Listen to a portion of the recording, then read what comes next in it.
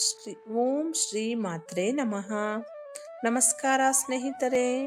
ಇವತ್ತಿನ ವಿಡಿಯೋದಲ್ಲಿ ಆಂಜನೇಯ ಸ್ವಾಮಿಯನ್ನು ಭಕ್ತರ ರಕ್ಷಕ, ಶಿಕ್ಷಕ, ಶಿಷ್ಟರ ಸಂಹಾರಕನೆಂದು ಕರೆಯಲಾಗುತ್ತದೆ.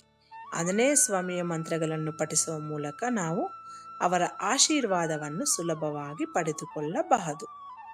ಯಾವ ರಾಶಿಯವರು ಆಂಜನೇಯ ಸ್ವಾಮಿಯ ಯಾವ ಮಂತ್ರ ಪಠಿಸಬೇಕು, ಆಂಜನೇಯ ಸ್ವಾಮಿಯ ಮಂತ್ರ ಪಠಿಸುವುದರ ಪ್ರಯೋಜನಗಳು ಏನು ಅಂತ ಈ ವಿಡಿಯೋದಲ್ಲಿ ನೋಡೋಣ ಬನ್ನಿ. ಆಲ್ರೌಂಡ್ ಕ್ಲಬ್ ಕನ್ನಡ ಚಾನಲ್ಗೆ ಸ್ವಾಗತ, ಸುಸ್ವಾಗತ. ಹೊಸದಾಗಿ ನಮ್ಮ ಚಾನಲ್ ನೋಡ್ತಾ ಇದ್ರೆ ಖಂಡಿತ ಸಬ್ಸ್ಕ್ರೈಬ್ ಮಾಡ್ಕೊಳ್ಳಿ. ಈ ವಿಡಿಯೋ ಇಷ್ಟ ಆದರೆ ಪೂರ್ತಿ ನೋಡಿ, ಶೇರ್ ಮಾಡಿ. ಇವತ್ತಿನ ವಿಡಿಯೋದಲ್ಲಿ ಹೈಲೈಟ್ಸ್: ರಾಶಿಗೆ ಅನುಗುಣವಾಗಿ ಆಂಜನೇಯ ಸ್ವಾಮಿಯ ಮಂತ್ರ, ಯಾವ ರಾಶಿಯವರು ಆಂಜನೇಯ ಸ್ವಾಮಿ ಯಾವ ಮಂತ್ರ ಪಠಿಸಬೇಕು, ಆಂಜನೇಯ ಸ್ವಾಮಿ ಮಂತ್ರದ ಪ್ರಯೋಜನಗಳು ಏನು ಅಂತ ನೋಡೋಣ ಬನ್ನಿ. ಸನಾತನ ಧರ್ಮದಲ್ಲಿ ವಾರದ ಪ್ರತಿಯೊಂದು ದಿನವೂ ಆಯಾ ದೇವರನ್ನು ಪೂಜಿಸಲಾಗುತ್ತದೆ. ಹಾಗೆ ಆಂಜನೇಯ ಸ್ವಾಮಿಯನ್ನು ಕೆಲವರು ಶನಿವಾರದ ದಿನದಂದು ಪೂಜಿಸಿದರೆ, ಇನ್ನು ಕೆಲವರು ಮಂಗಳವಾರದ ದಿನದಂದು ಪೂಜಿಸುತ್ತಾರೆ. ಹನುಮಂತನನ್ನು ಪೂಜಿಸುವಾಗ ಯಾವಾಗಲೂ ಶ್ರೀರಾಮನ ಕುಟುಂಬದೊಂದಿಗೆ ಪೂಜಿಸಲಾಗುತ್ತದೆ. ಅಲ್ಲದೆ ಆಂಜನೇಯ ಸ್ವಾಮಿ ಪೂಜೆ ನಂತರ ಉಪವಾಸ ವ್ರತವನ್ನು ಆಚರಿಸಲಾಗುತ್ತದೆ. ಆಂಜನೇಯ ಸ್ವಾಮಿಯನ್ನು ನಾವು ಪೂಜಿಸುವುದರಿಂದ ಆರ್ಥಿಕ ಸಮಸ್ಯೆಗಳು ಸೇರಿದಂತೆ ಜೀವನದಲ್ಲಿ ಚಾಲ್ತಿಯಲ್ಲಿರುವ ಎಲ್ಲ ರೀತಿಯ ದುಃಖಗಳು ಮತ್ತು ತೊಂದರೆಗಳು ದೂರವಾಗುತ್ತವೆ ಎನ್ನುವ ನಂಬಿಕೆ.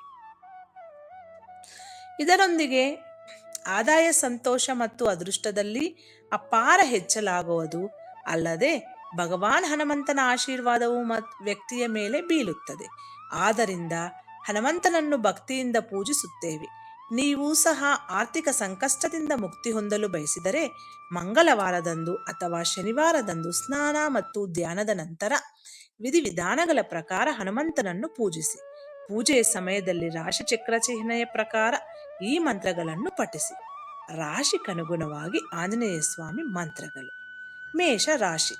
ಮೇಷರಾಶಿಯ ಜನರು ಮಂಗಳವಾರ ಪೂಜೆಯ ಸಮಯದಲ್ಲಿ ಓಂ ಧರ್ಮಾನುಜಯ ನಮಃ ಮಂತ್ರವನ್ನು ಒಂದು ಜಪಮಾಲೆ ಪೂರ್ಣವಾಗುವವರೆಗೂ ಜಪಿಸಬೇಕು.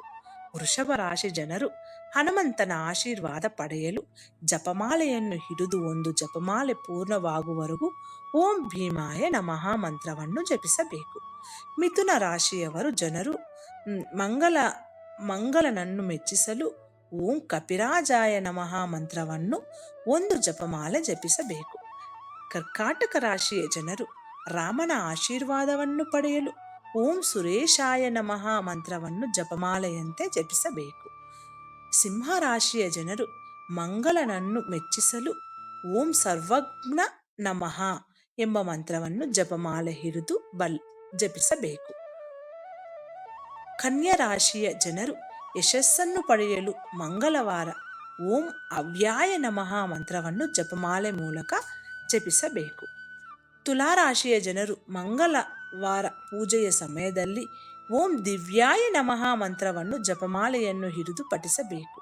ವೃಶ್ಚಿಕ ರಾಶಿಯ ಜನರು ಬಜರಂಗ ಬಲಿಯ ಅನುಗ್ರಹವನ್ನು ಪಡೆದುಕೊಳ್ಳಲು ಓಂ ಮಹಾರೂಪ ಧರಾಯ ನಮಃ ಎಂಬ ಮಂತ್ರವನ್ನು ಪಠಿಸಬೇಕು.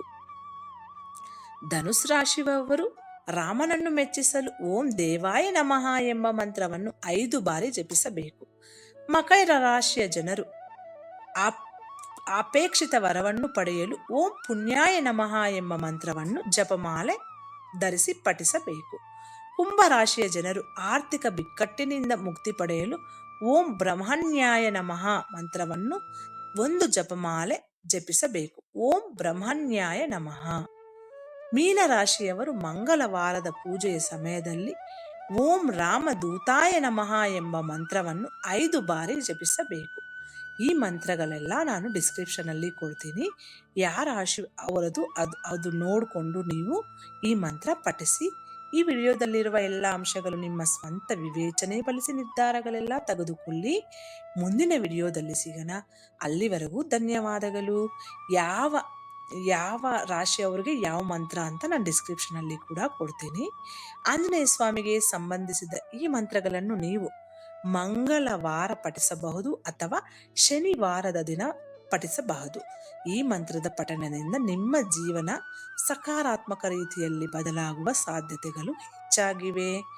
ಈ ವಿಡಿಯೋ ಇಷ್ಟ ಆದರೆ ಖಂಡಿತ ಸಬ್ಸ್ಕ್ರೈಬ್ ಮಾಡ್ಕೊಳ್ಳಿ. ಮುಂದಿನ ವಿಡಿಯೋದಲ್ಲಿ ಸಿಗೋಣ.